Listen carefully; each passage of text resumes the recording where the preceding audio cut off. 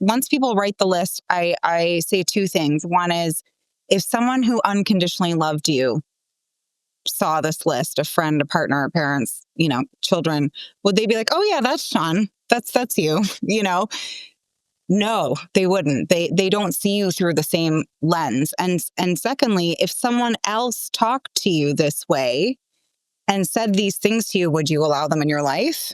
No.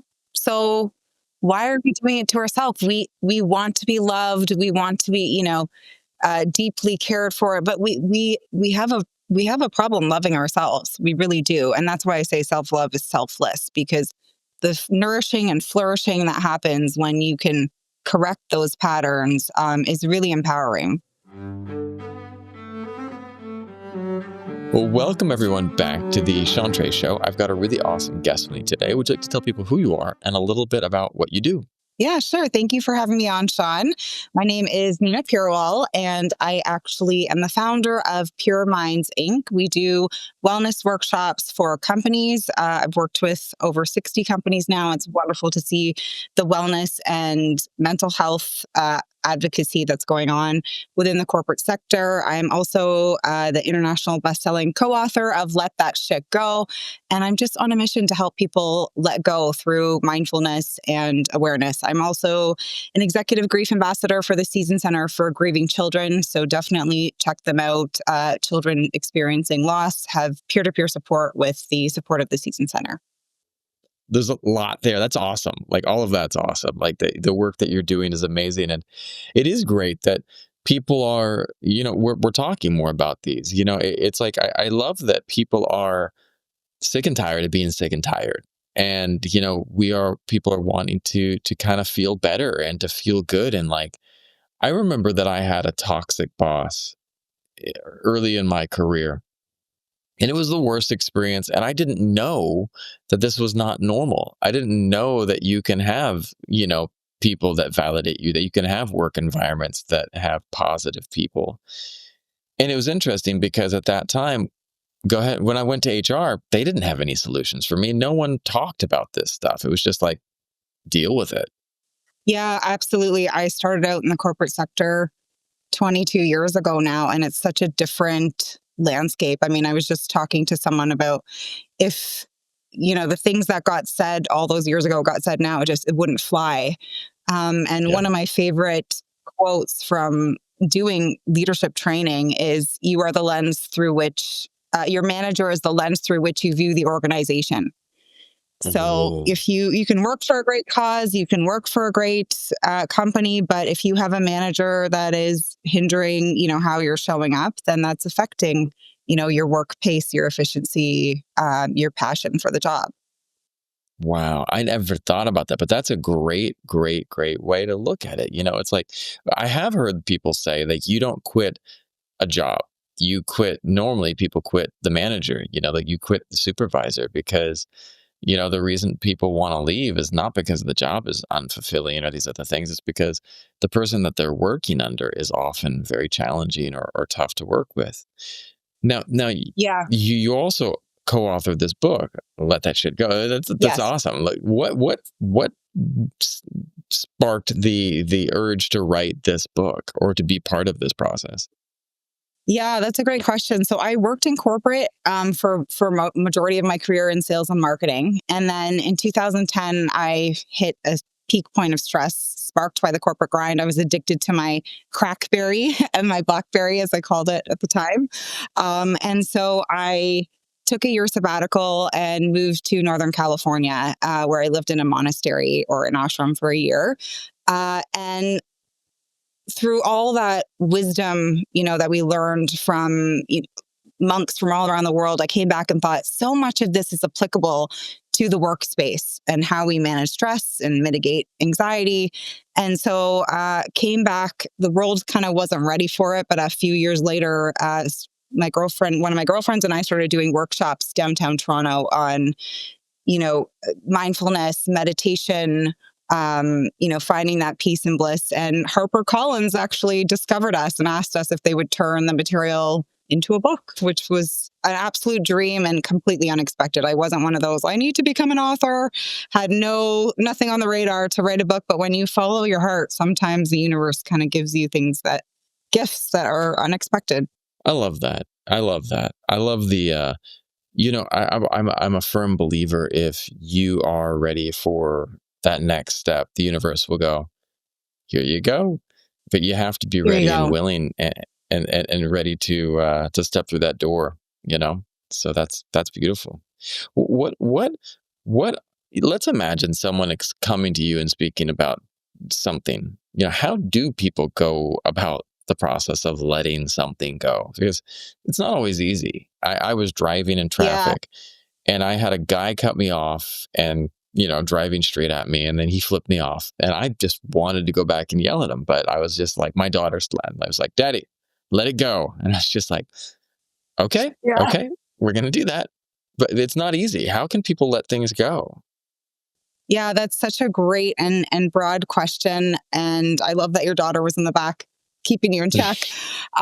But really, it's about awareness. It's about awareness Mm, because we think on average 60,000 thoughts a day. That is translated to 35 to 42 thoughts a minute. And 80% of them are said to be negative or self deprecating. And so what we have all these patterns, a lot of them have come from childhood that make us react to situations. And the first chapter in the book and the first piece around letting go, and there's a saying in the book, you can't let that shit go unless you bring that shit to surface. And yep. so the first step is becoming aware of how you react, what are your thought patterns, who triggers you, situations. And once you become aware, because so much of our reactions are subconscious, then you can start to do something about it. I like that. There was this thing that was working with, um a while back, where I was working on a project, and it was something that I was doing, and I had no awareness of doing this activity, this action, when I was presenting for a class. And one of my students was like, you do this thing. And I was like, what thing do I do? Like, there's this specific word that you use, and like there's this action that you do. And I was just like, really? And I was like, next time I'm doing it, call me out on it. And so I started watching some of my podcasts, and I was just like, oh, there it is. That's that thing that I do. And so I started trying to work on it and correct it. But it wasn't until I saw it, or I had it called out for me and it brought it up to light, that I was like, oh yeah, there it is. That's it. Yeah, and that'll be the case for a while. Sometimes I always tell my clients like awareness is half the battle, but it's also the first step. So if you're trying to Mm, let go of like a thought pattern, um, you know, it, the awareness is great because it'll bring a witness to the thought or the action, but it still might happen, right? We still have these tendencies, and this is why mindfulness is really all about neuroplasticity and rewiring your brain. It's literally like becoming aware, but you've been doing that, whatever it was that you're doing, for how many years, right? And so it takes time to automatically kind of not go there with your mind and your body, and the awareness piece is key. But I always tell people, be patient with yourself because it'll take time for you to kind of move through that and not automatically, go to that place. because we so many of us have these knee-jerk reactions, and we might like, and they are so often subconscious. For me, I love getting on people's case when they are, do something silly. And my daughter's like, Daddy, that doesn't always not always productive. And I'm like, you are right. And so when I caught myself the other day. I live in Southeast Asia, and I went up the street to get my daughter a sandwich. And the lady that was making the sandwiches looked delicious. They're a Vietnamese banh mi. And it was so good. And she was putting all this good stuff inside. And then I don't know if it was her son or her brother or someone was standing next to her who was helping her. And he's sitting there with a lit cigarette in his mouth, leaning over the food. And I'm just like watching that ash. And I'm just like, ah. And finally, I was just like, I couldn't help myself. I was like, can you please not do that? And she was Yeah, like, my that's daughter fair. was Yeah, that's gross, right? And I was like, but yet it was the way that I said it. And I was just about to say something. And once again, she smacked me. She's 8, but she's calling me out on my things, which is great, you know? And I was just like, could you please not smoke when you're making my sandwich, you know? And he's like, oh yeah, yeah, yeah. And the mom looked over and smacked him one. And I was just like, oh, see, I'm not the only person. You know, but it was like Exactly. there is this knee-jerk reaction about how you want to react. And like again, when you become aware of it, it's not easy to make a change, but it's possible. Yeah, and maybe you have an accountability person. I love that your 8-year-old is calling you Right. out, right? So I the openness and the safe space you're creating around, tell me when I'm overreacting, tell me when I use a tone, tell me when I do that funny thing while I'm presenting. And, you just create, again, a more opportunity for you to change if you're asking people to call you out too. So that's great. Yeah. Matt, someone comes to you wanting to get help with, being better, accountability, growth. What are some of the first things that you do that you talk to them about how to take steps forward in their journey? Yeah, it really depends. Honestly, there are many chapters in the book that deal with all different types of ways that people get into their way and can't let go, whether it's dealing with imposter syndrome, focusing and ruminating on all the uncontrollables, this anxiety or animosity towards people and needing to just kind of forgive. There's so many things that people hold on to. So my first step is to really understand the objectives of what do you want to talk about, what's your hang up, where do you feel held back, and then we kind of go from there. But like I said, awareness is always the first step, and then we have workshopping techniques depending on what it is we need to let go of. So for example, if it's imposter syndrome, I have people actually write down what are the most self-deprecating thoughts that you think. And because we're on autopilot so much, because we're actually only aware of less than 1% of our thoughts, we don't even realize the shit talking that goes on. And so when people write it down, and there's lots of science behind writing something down, they see I had no idea I was constantly saying to myself that I'm not good enough for this job, or that I'm not worthy of this, or that I look a certain way, and constantly belaboring myself. So in that particular situation, we kind of work through each of the thoughts, and again, it's rewiring the brain, because a lot of what we hold on to is just childhood trauma or patterns. I had to catch my daughter yesterday. One of the she did something, and she's like, and I said she made a mistake, and she's like, I'm just stupid. I said, no, no, no, no, no, no, no, no. There's difference Yeah, between doing something that might be a little bit dumb and being stupid. We all make bad decisions. Like I can look out and say, hey, I want to buy that certain thing. And then I get home, I'm like, why did I buy that? Well, I'm not yeah, stupid because I bought it, but it might not be the best decision. And you have to separate that all of us can make bad decisions. But it was interesting because she went to this place and she's like, I'm stupid, I'm stupid, I'm stupid. She said it 3 times, and I was like, whoa, we are stopping that. yeah, You are not stupid. You are very smart. But all of us make bad decisions. And I said, what's this number times this number? She's like, I know that. Boom. I said, what's this? How do I do this? I know that. Right. What is a baleen whale versus a toothed whale? Well, I know that. I was like, okay, right. that's a smart person. You're smart, but you made a bad decision, and that's okay. You got a chance to fix it. And it was interesting because I forget about I don't see my own negative self-talk.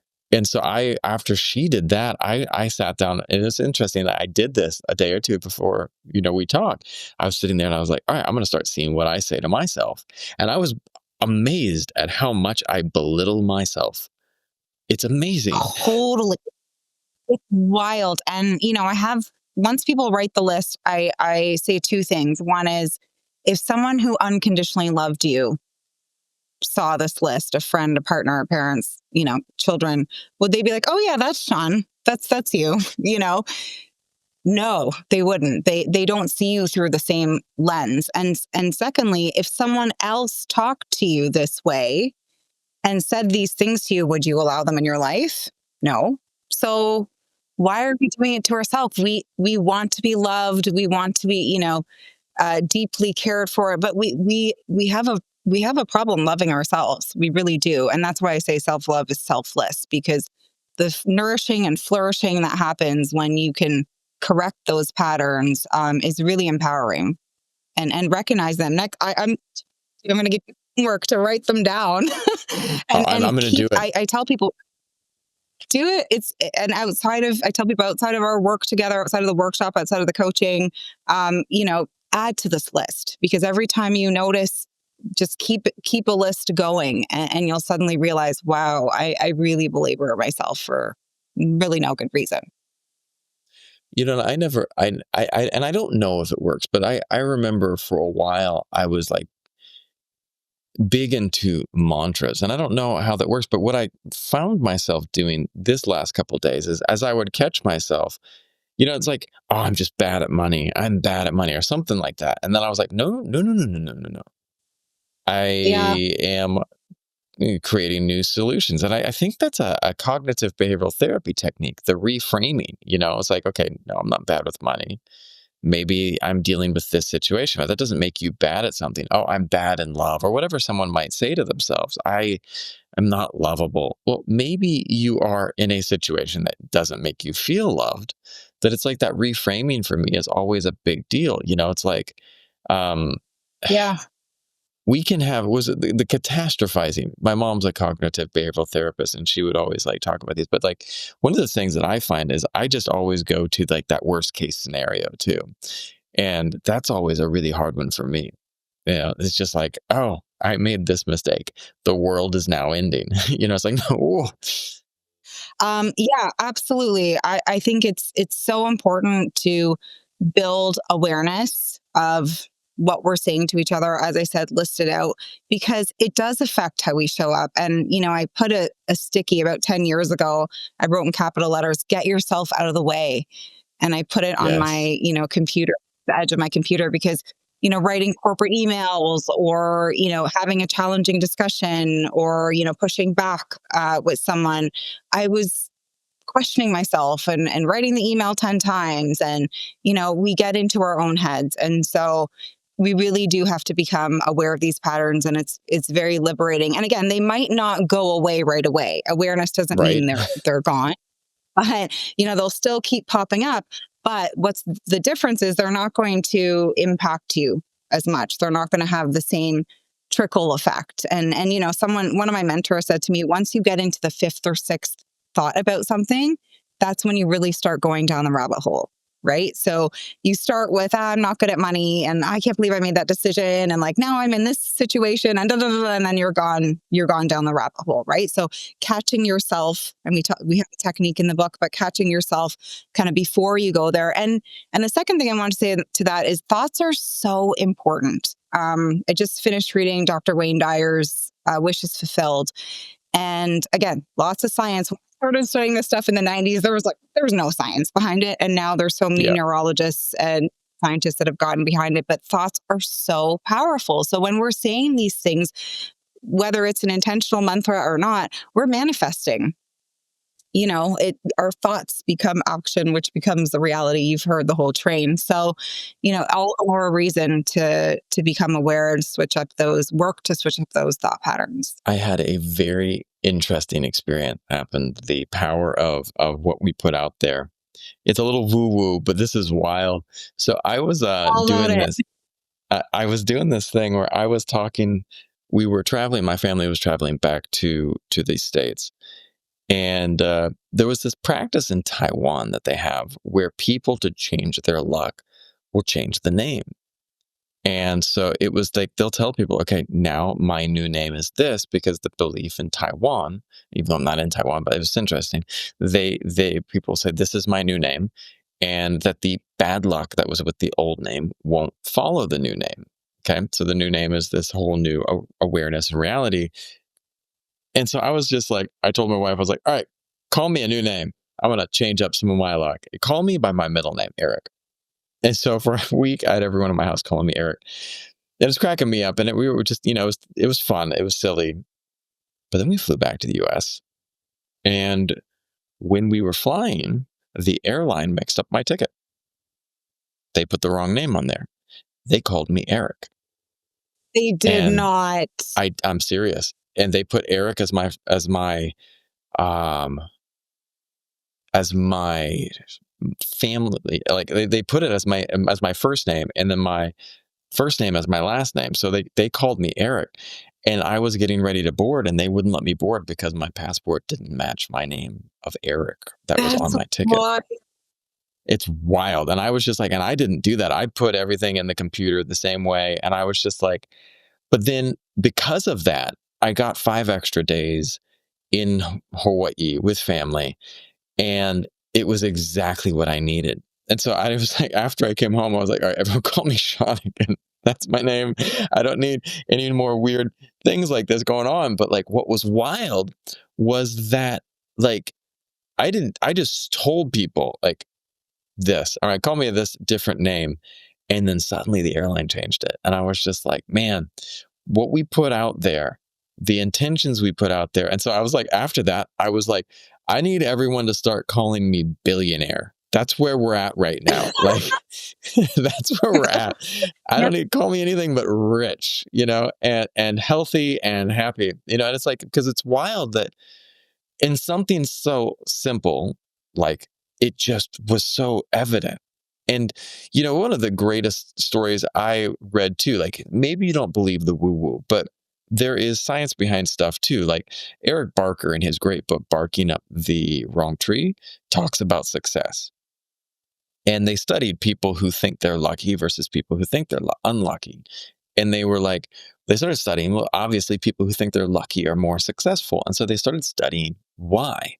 One of the reasons that people that think they're lucky are more successful is because they view everything as an opportunity. And they're like, I'm more lucky. So they're willing to go out. Oh, but I got this call to this event. So they go. The person who feels like they're unlucky won't even show up. And so it's like, if you believe that you've got that mojo, that magic, it makes a difference, man.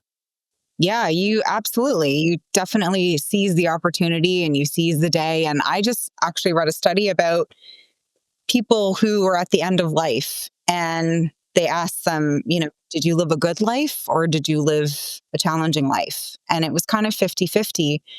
And when they actually dug into it, they found the people that had a good life, or whether it was a good life or a challenging life, it wasn't a reflection of the challenges they actually went through.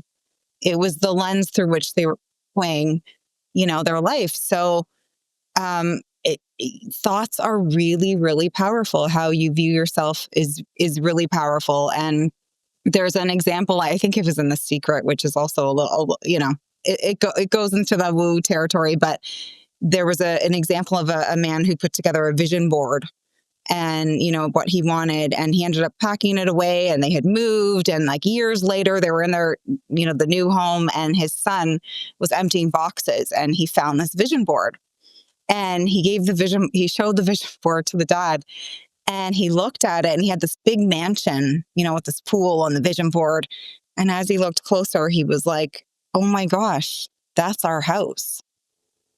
And years had gone by. So you plant a seed, whether it's oh, I'm always unlucky, or I always catch a break. That's, my mom used to say, whether you believe it or whether you don't, it's true.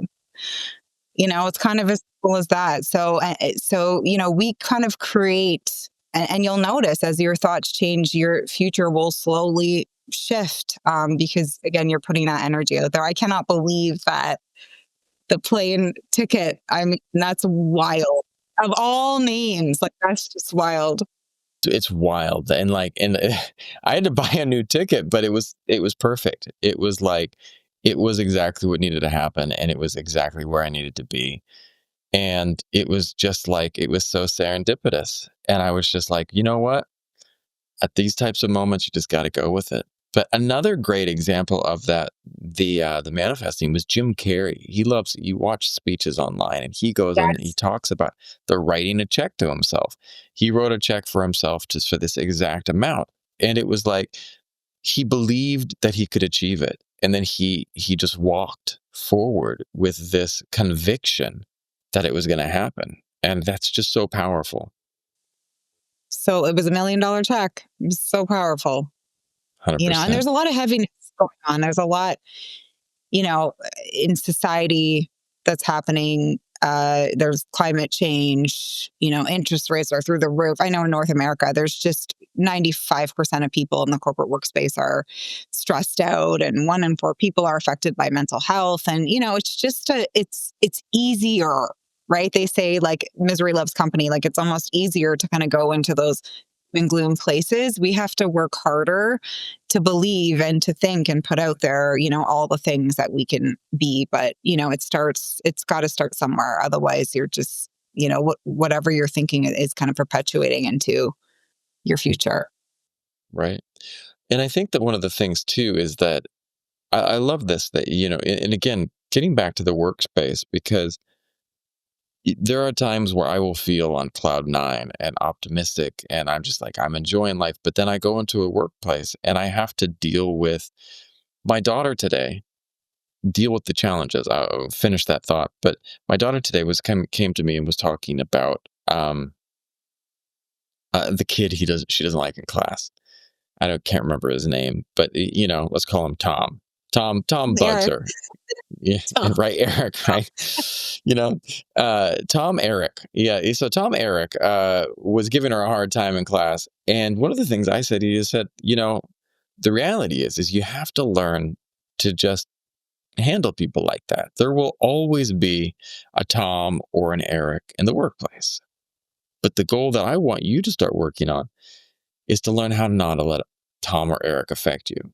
How to let Tom and Eric be in their own little world, and you sit in yours, and you keep that shiny little bright light that is you, shiny and bright, because there's a lot of times where those people will try to have us dim our lights. I remember one day I came in and I had been listening to the best music in the car, and I was just doing some carpool karaoke, just with my own little self.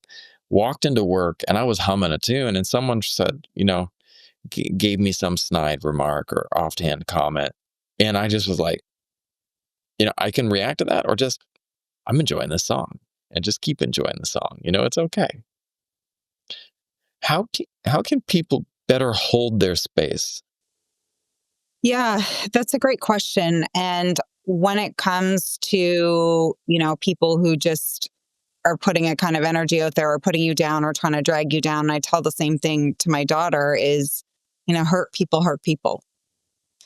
And so, I'm sure you've heard that. And I think it's about really understanding, at a more juvenile level, like the bully in the class, maybe is getting yelled at home, maybe has something going on with his parents, maybe has a bully of a sibling, and they don't know where to put that, right? And it's the same with adults. Like there are so many people out there that are just walking around on autopilot and haven't dealt with their shit. And so if they see someone, if they're in a miserable mood and they see you walking in and humming along, they're just like, like they're triggered by it, and that's where the comment comes from. So I think when it comes to like holding a safe space for ourselves psychologically, it really is just knowing that a lot of the things directed at us sometimes have nothing to do with us.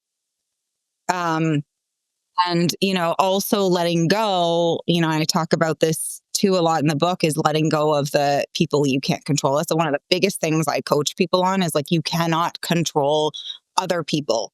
You cannot, if you want to work for the company and you love the company and you love the cause and you love this boss, then, you can always leave.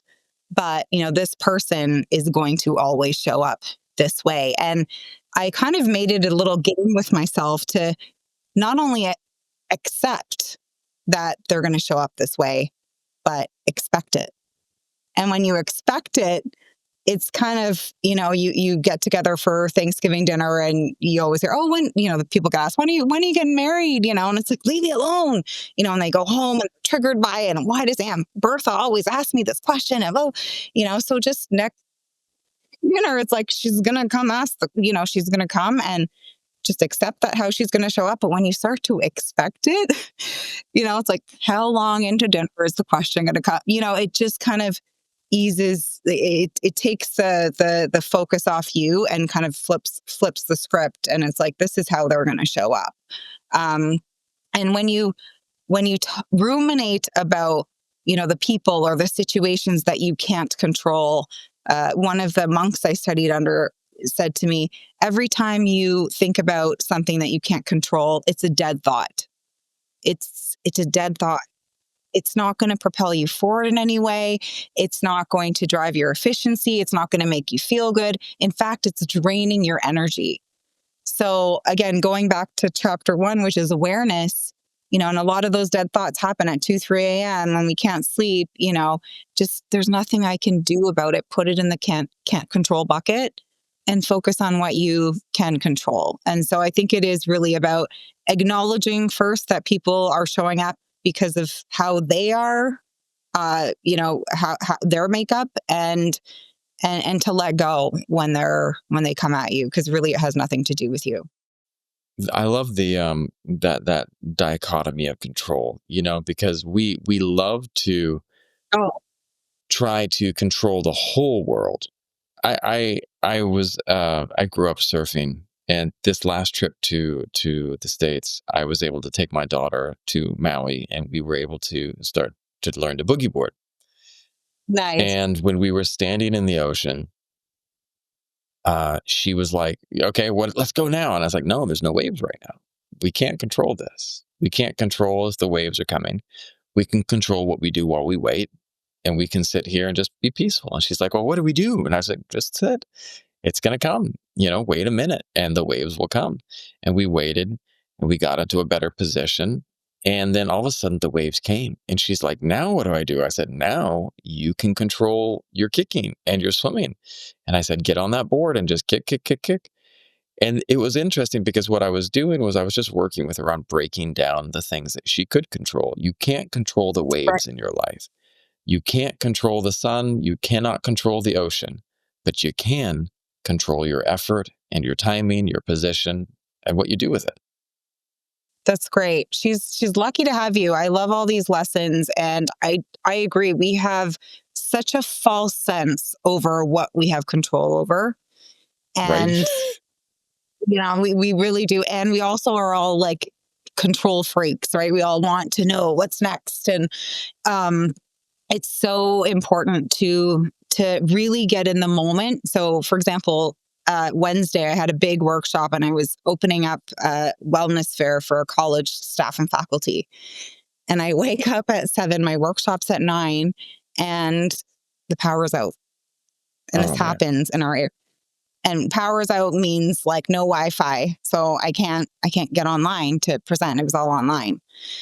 And so I had to keep telling, and it was like, oh my God, I got to get my daughter to school. I got to pack a lunch still. I got to figure out where I'm presenting. I texted all the neighbors. Everyone else's power is out. I had to text a friend in a neighboring, now I got to pack my bag. It takes half an hour to get there, and I just kept running into like, oh crap, what if you don't get there? And I had to keep saying, can't control it, focus on the next. Can't control it, focus on the action. Can't control it, focus on what you can do. And it just makes one super efficient, right? Because otherwise you're just holding on to so much shit. And I had someone say to me, we all have a drawer, right? We all have this drawer, and the drawer can only hold so much.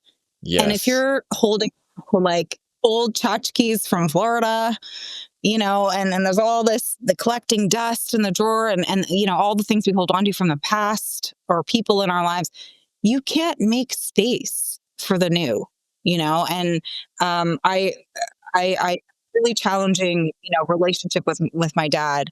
Um, and I went through this process about 10 years ago of forgiving him. And I talk about it in the book.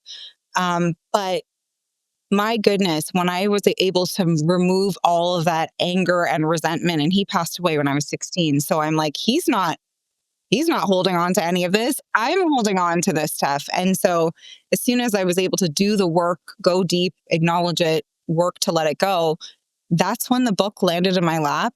that's when I started my business and I moved from corporate. Like, you make space, right? So when we're holding on to things we can't control, it's not effective. It's not helping us.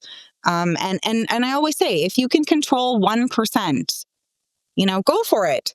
Do the thing. I'm talking about big thing. We can't control the ocean. We can't control how other people show up. We can't control when Yeah. there's an illness. Like, there's just so much going on that we can't control the political climate right now. So there's things we can do to impact, but there's bigger things that we have to kind of put it in and I always tell people, visualize buckets in your mind and put it in the can't control and then move forward. The, in Taoism, which is one of the philosophies of Asia, there's this great quote in the Tao Te Ching that a cup is not useful except for the empty space inside of it. And, if you want to use it to drink water, you can't have it full. If you have a full cup, it doesn't do anything. We have a space up on my roof that my mother-in-law kind of hoarded things a lot. And I love her to pieces. Where she grew up, the time she grew up in, the conditions she grew up in, she just grew up with a lot of scarcity. And so things were kept a hold of because they could be valuable in the future. Um, but we had this rooftop balcony patio area that was just covered in stuff. And no one ever went up there. It was just overflowing with plants and just stuff that didn't need to be there. And so my family got together and we went up and we just gutted the place and we just got rid of 90% of the stuff up there. We had an entire room full of stuff that we took to recycling and gave away. And the day she came back, we planned this big barbecue up there and she was so happy. If we hadn't have done the barbecue, there probably would have been some frustration with the stuff. But when she was able to see that the space was now functional, it was bright, and we had this togetherness. But it was a cup that was full. The cup that was the space up there was full, and we couldn't do anything with it. But when we emptied it, it became a vessel that could hold happiness, joy, whatever it was that we wanted to fill it with. And so I think sometimes we have to be aware of, what is filling our cup and, in our own lives and getting rid of the stuff that's not serving us. Absolutely. It's so, and I love that story. And it's such a great example of what happens when we, clear out the junk, so to speak. And we've got tons of junk in our minds. And that's why the way I go about everything is like through here, even self-love, right? People talk about, a day on the golf course or a day at the spa or a day with friends or doing something. That's great. You need to activate your parasympathetic nervous system and do things that fill your cup. But my version of self-love and where I think it starts is like, what are you actually saying to yourself? What's actually going on up here? How are you filling your cup? And, we talked about the list earlier of all the things we say to ourselves. That's not filling our cup, right? So how do we flip the script and, fill our cup with things that are useful and helpful and productive? Yeah. If you could go back in time and give some advice to your younger self, what advice would you give yourself? I would probably say, because I did go through a fair amount of trauma growing up and, was lost and really repressed and suppressed, went to business school and had a great career, but didn't deal with anything. Um, and I think I would tell my younger self that, everything's going to be okay.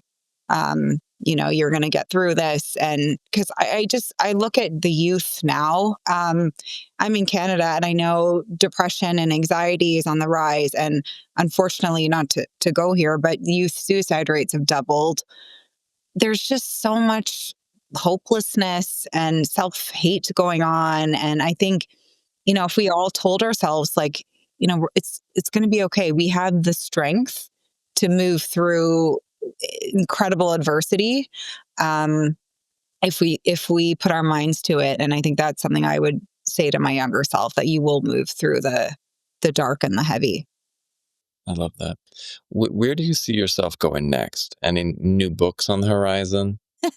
Well, very it's confidential at this point, but there's something in the works. I really want to. I also coach about 100 people in the corporate space, and one of my goals is just to continue um, impacting and helping people, as I said earlier, get themselves out of the way.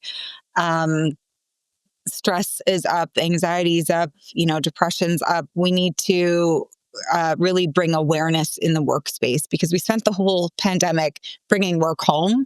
So I think companies and leaders have to expect that it's now so integrated, like work and home, with people working from home too. So I would love to continue to, bring wellness and mental health, and break down the walls. Because, as I said, 22 years ago, when I started in corporate, it was the time where you kind of just you walk through the doors and you put the smile on and everything's perfect. And I want people to feel psychologically safe in the workspace, and they have the leaders to. If they're having a bad day, hey, my teen, had a really bad mental health breakdown yesterday. Like, I just need the day today. That's great. Take it. Just more trust between employees. So I would love to continue to do this work. My mission, bottom line, is to give people hope through adversity. Turn that pain into purpose. And so I always call it woo, or whatever, kind of manifest, or ask the universe, this is my mission. You let me know whether it's a book, or whether it's workshops, or whether it's working. I'd love to work with kids as well at some point, but just to continue to spread the message around, mental health and wellness. That's awesome. Well, where can people find you or look for you? My website is ninapurewal.com. You can find me there. I'm very active on LinkedIn, which is Nina Purewal. I do have an Instagram account, nina.pure.minds. I'm not as active as I used to be, because I made the shift into corporate. Or you can check out our book, which is Let That Shit Go. And you can find it Barnes & Noble, on Amazon, really anywhere around the world.